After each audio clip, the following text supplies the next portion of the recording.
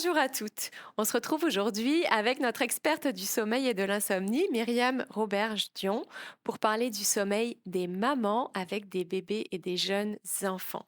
On a vu dans les premiers épisodes que la première étape était de valoriser son sommeil, de mettre notre sommeil au cœur de nos priorités, parce que ce n'est pas une fatalité de manquer de sommeil et d'être à l'épuisement quand on est une jeune maman. La deuxième étape, tu en parles dans ton livre, c'est vraiment bien détaillé, c'est de commencer à changer sa routine du soir, de commencer à changer ses habitudes. Et là, peut-être que vous n'allez pas vouloir entendre ce que tu as à nous dire, Myriam. Vraiment, qu'est-ce qui est le plus important? C'est ça, c'est qu'il faut adapter notre soirée en entier, finalement. Il faut, pour donner une chance à notre corps de produire les fameuses hormones du sommeil, sans avoir à prendre de pilules de mélatonine, sans avoir à prendre quelque chose pour nous aider, bien, il faut créer cette ambiance dans la maison et se décharger du fardeau de notre journée. Donc, le soir, il faut que ça soit un petit rituel précieux. Il faut tamiser les lumières très tôt. Il faut couper les écrans, il faut couper, dire aux gens de ne pas nous appeler à partir de 8 heures le soir ou ne pas répondre à ses courriels, passer une heure en particulier.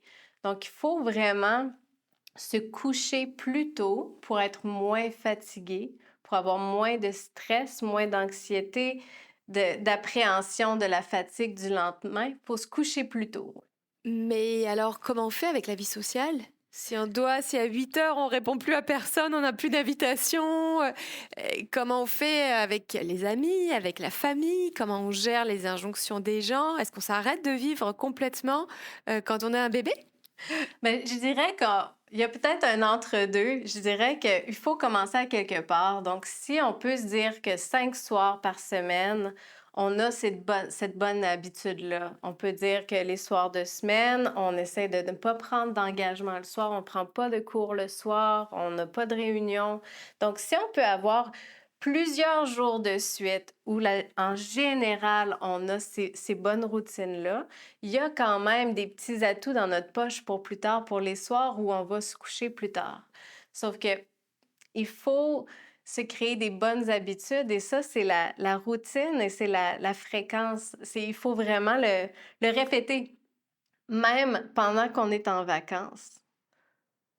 Pas de grasse matinée, pas se coucher trop tard, pas faire de grosses siestes l'après-midi. Donc, il faut être constant. Pour que ça marche, pour programmer notre cerveau, il faut être constant dans notre belle routine. Alors attends un peu là, parce qu'on entend tout le temps, quand ton bébé dort, tu dors. Et là, tu viens de dire pas faire de sieste.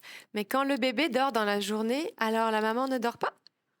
Bien, c'est sûr qu'il y a quand même certaines périodes où, si le bébé vraiment se réveille à tous les 2 heures la nuit et tout, on n'aura pas le choix de dormir puis de faire des siestes le jour. Pour les gens qui ont une fragilité, je dirais, pour les gens qui ont de l'insomnie, qui diraient qu'ils ont des troubles du sommeil et puis qui arrivent pour se coucher le soir et qui ne sont pas capables. Pour ces gens-là, malheureusement, il faut arrêter les siestes et il faut être plus constant dans notre routine. Mais si vous êtes capable de dormir tout le temps et que vous n'avez pas de troubles du sommeil, ben, il n'y a pas de problème. Vous pouvez faire des siestes. C'est permis. Donc finalement, en fait, on place une routine pour soi, la même chose qu'on fait pour notre bébé ou pour Oui. nos jeunes enfants. Oui, c'est On la ça, ouais. place pour nous-mêmes. Ouais. Il faut vraiment se mettre en priorité, puis comme on ferait pour notre enfant, c'est exactement ça. Ce qu'on fait pour notre bébé, il faut le faire pour nous-mêmes quand on a de la misère à s'endormir. Merci. Ça fait plaisir.